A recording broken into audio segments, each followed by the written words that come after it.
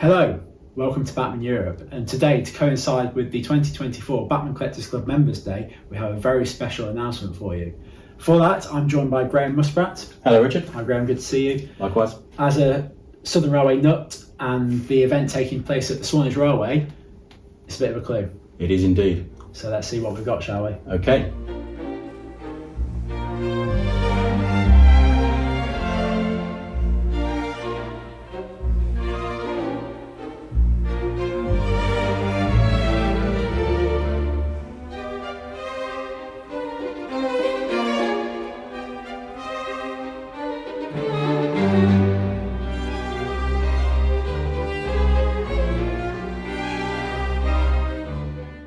Well, this is a stunner, Graham.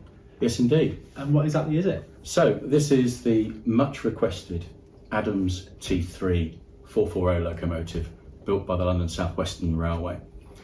So these were introduced by the London South Western Railway during 1892 and 1893. Designed by William Adams, they form part of his group of 4 different sized 440 steam passenger locomotives. Different sizes to suit different duties on the railway. The T3 was a class of 20 locomotives, which were a version of his earlier X2 440 locomotive, but with a longer smoke box and also slightly smaller driving wheels. So this has 6'7" driving wheels, whereas the X2 had quite large 7'1" driving wheels. And this was primarily for services on the undulating line west of Salisbury, but they could be seen operating across the LSWR network on the Bournemouth line as well as the West of England line. So when first introduced by William Adams, they had his elegant stovepipe chimney, equalising beam suspension between the driving wheels, which was later changed to traditional spring hanger type suspension. And later, when Drummond became the locomotive superintendent of the London South Western Railway, he actually replaced that elegant chimney with one of his lipped chimney designs. And actually 2 of the locomotives in the class, 568 and 558, at various times in their career carried a Drummond boiler, which was identifiable by the safety valves instead of being the Ramsbottom type here, but actually being part of the dome, which was a typical Drummond style. Very elegant machines. Very much so, classic Victorian elegance, and, just did their duties. Local passenger services, although when first introduced, actually quite long express trains. By the middle of the 1920s, early 1930s, the Southern Railway's electrification programme was spreading further afield, and they had a surfeit of these types of light passenger locomotives, and so withdrawals started. And by 1936, all but 3 of this class had been withdrawn, with 3rd remaining locomotives surviving until 1936. But 2 of them, numbers 571 and 563, survived into the Second World War. And number 571 was actually withdrawn in 1942, but 563 survived in service until 1945. Okay, I mean, we often see prototypes being modelled that lasted into BR service. Wasn't the case for the T3s. No. But we still have one around today, don't we? That's right, and running on the Swanage Railway is number 563. Now, in 1948, it was the centenary of Waterloo Railway Station in London, and an exhibition was going to be held, and it was decided that a T3 should really represent the London South Western Railway at this event. And despite the fact it had the weakest firebox of the 2, 563 was chosen to be cosmetically restored over number 571, because 571 had got some damage during withdrawal. So it was cosmetically restored in an early Drummond livery, and it steamed into Waterloo in June of 1948, the very last time it steamed prior to preservation, and albeit at a lower boiler pressure to protect that poor firebox. Following the exhibition, 563 and a number of the other locos that were at the exhibition were put into storage at the back of Feltham Electric Depot, and 563 could then be seen around the southern region at various locomotive steam depot open days and works open days like Eastleigh and so forth.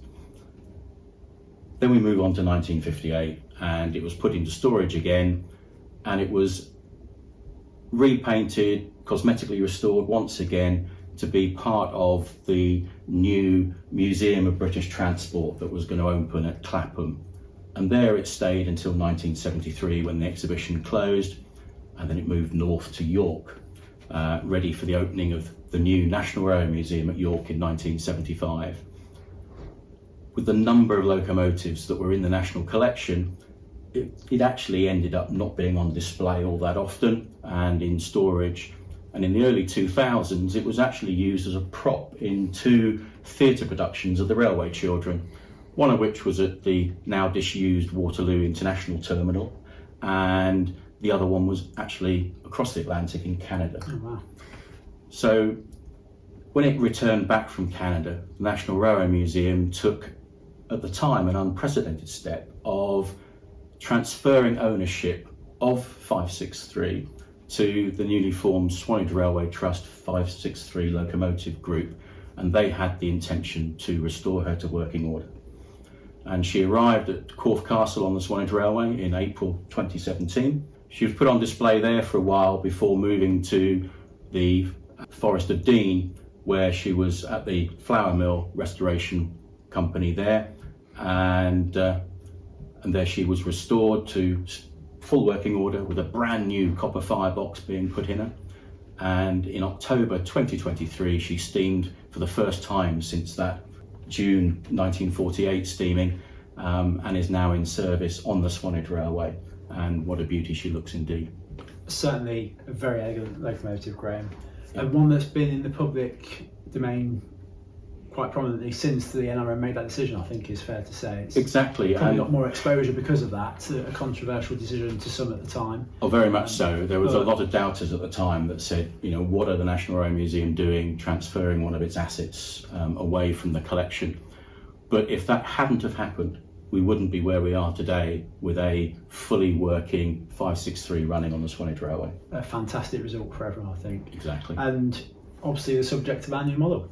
Indeed, something we've been working on for a couple of years now, and with the help of the South Western Circle, which is the Historical Society for London South Western Railway, who have provided quite a lot of archive information and drawings, and also, of course, the Swanage Railway Trust 563 Locomotive Group that have allowed access both to the locomotive during its restoration and supporting us with getting this model into production. So this is a 00 scale model, as people probably worked out from what's in front of us. It's for our EFE Rail range, and we've got obviously the first engineering prototypes on show here, Graham, and the livery samples are in preparation. Can you tell us more about it? Yes, the model has, as you can see here, die-cast running plate, die-cast boiler and smoke box, a die-cast cab floor, in order to give the weight for notoriously difficult to balance 440 locomotive design. You've got a number of tooling variations which allow for both Adams boilers, Drummond boilers, Adams chimneys, Drummond chimneys, cabs with and without beading.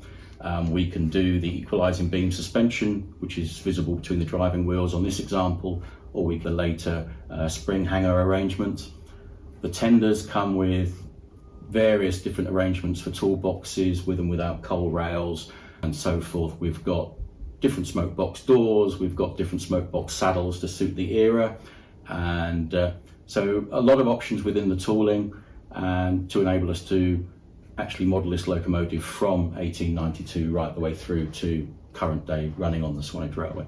And there's clearly a lot of detail applied separately to this model. We've got the lamp irons, the metal sprung buffers, the wonderfully modelled valve gear there. It's relatively simple in its construction, but it's been very well depicted on the model. Yeah, so as you say, usual things we come to expect. We've got full plate, we've got a kinetic locomotive coupling, which also transfers the electric from the tender pickups, the drive wheel pickups to the next 18 socket in the tender, twin speakers, we've got firebox flicker in there, sprung buffers, a mix of other detailing options, different lamp iron configurations and so forth. The early locomotives had side chains on the buffers as well as a central coupling hook, and so we can do with or without those side chains as well. And within the accessory pack will come the correct pattern of either LSWR engine head signal discs or diamonds, as the LSWR used as well, or the later Southern style engine head signal discs. The bogie wheels, when originally introduced, had little splashers on both the front and the rear bogie wheels. The front splashers were taken off quite early on in the locomotive's career. The rear bogie wheels kept their splashers, and clearances are very tight on an OO model, so we include those splashers fully decorated within the accessory pack for the user to fit depending on the curves on their own layout. Most likely to be a cosmetic part rather than an operational part, isn't it? Very much given the tolerance involved. Well, we've clearly got a great package here, Graham. Indeed. You've mentioned some of the technical specification, but if you can run over that for us from the top. Certainly. So you've got sprung buffers, we've got a 5-pole motor and flywheel in the boiler there driving the rear driving axle. Within the tender you've got a Next 18 decoder socket and also twin factory fitted speakers, and the loco to tender coupling is a kinetic clip together electrical connector. So all in all, a wonderful package of a much requested subject. Very much so. Join the EFE Rail range very soon. So we'll be revealing the first liveries and the identities for the T3 in our winter 2024 British Railway announcements. So be sure to tune in for those at the start of November. Now, visitors to the Members' Day at the Swanage Railway can see these models for themselves in the flesh. Indeed. And talk to yourself and our colleagues about the models and its development. And for anyone not aware, the Bachmann Collectors Club Members' Day is a free day out where today we're taking 150 club members for a free day out on the Swanage Railway with behind the scenes tours, free lunch, train rides, and even the exciting news of the T3 here. So Graham, I think that wraps up everything we've got to tell people about today. Yes, indeed. Just a reminder and a thank you again to the South Western Circle, the Historical Society for the London South Western Railway, for their help and support and with some archive information for this. And of course, the new owners of the locomotive, the Swanage Railway Trust 563 Locomotive Group, for their help and assistance as well. That's great. Well, with their help and your passion on this subject, we've got a real hot model on our hands, I'm sure. Indeed, certainly hope so. Well, thank you very much for watching today. Look forward to seeing you when we present the next video. Until then, subscribe to our newsletter for the latest news and information from Bachmann Europe, and be sure to keep track of our YouTube channel for all our videos. Thanks for watching.